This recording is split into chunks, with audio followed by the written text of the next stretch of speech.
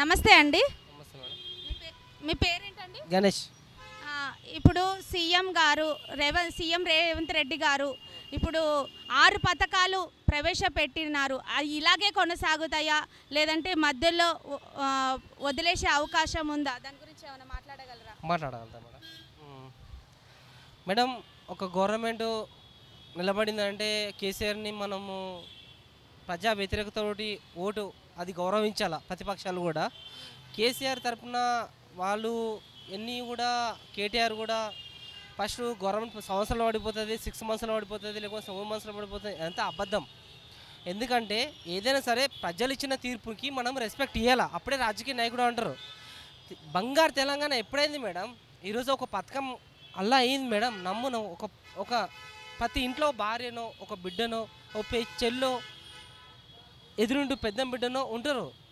First time నేను చూస్తున్నా తెలంగాణలో ఒక పథకం ఏ కమిషన్ లేకుండా ఒక లంచం లేకుండా నిర్వహణ నడుస్తుందంటే ఒక మహాలక్ష్మి పథకం బస్. ఫస్ట్ టైం నా జీవితంలో చూడను అనుకున్నా. ఇటువంటి తెలంగాణ తెచ్చిన కాంగ్రెస్కి నిజమే చెప్తున్నా, ఇచ్చింది కాంగ్రెసే.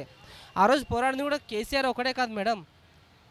ఉద్యోగాలు లేవని కారణం వల్లనే డాడీ వాళ్ళు ఫాదర్సు వీళ్ళంతా ఇవ్వడం వల్ల తప్ప కేసీఆర్ కోసం మాత్రం ఓట్లు ఎవరు వేయలేదు. కేవలం నా కొడుకులకి జాబులు వస్తాయి అని.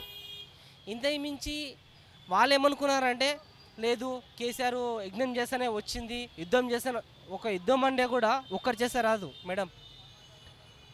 ఒక 100 మంది 1000 మంది 1,00,000 మంది చేస్తేనే ఈ తపస్సు చేసింది తెలంగాణ చేసింది. ప్రతి ఇంటికి చెల్లింది దళితులు. లేని వాళ్ళే తప్ప ఉన్న వాళ్ళ సంగతి నాకు తెలియదు మేడం. నన్ను కూడా అటువంటి దళితులు వచ్చాను. నేను కూడా చదువుకుని డిగ్రీ చేసిన, కానీ లాభం లేదు. ఒక జాబ్ లేదు, ఒక పాట లేదు. ఇప్పటికి వస్తే లాభమే లేదు. ఇది మేడం ఒక విషయం. 10 సంవత్సరాలు ఏంది 15 సంవత్సరాలు నడుస్తుంది మేడం. మీరు చూడండి. అంటే ఇప్పుడు సీఎం గారు ఇప్పుడు నిరుద్యోగులకు కూడా ఒకళ్ళ ఉద్యోగ అవకాశం ఇస్తే మీరు ఖచ్చితంగా చేసే అవకాశాలు ఉన్నాయి మేడం. నేను చెప్పేది ఒక్కటే, వాళ్ళు ఏమంటున్నారు ఒక మాట. ఎవరైనా సరే ఒక కుర్చీలో కూర్చోబెట్టినప్పుడు ఆలోచన చేస్తారు, ఇంత బడ్జెట్ ఉంది అంత బడ్జెట్ ఉందని. ఇప్పుడు కరెంటు 85,000 కోట్లు అప్పు చేసి కూర్చున్న ప్రజలకు చెప్పొచ్చు కదా. ఎలక్షన్ల ముందర చెప్పలేదే ఎందుకు అంటే ఓటు వేరేమని భయం.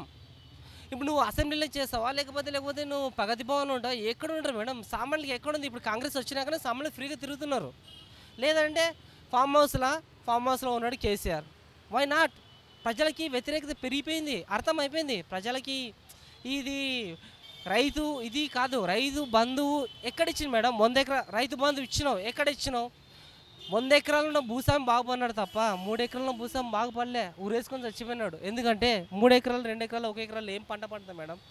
అణగారిపోయినారు. కాబట్టి రైతు వ్యతిరేకత ఉంది.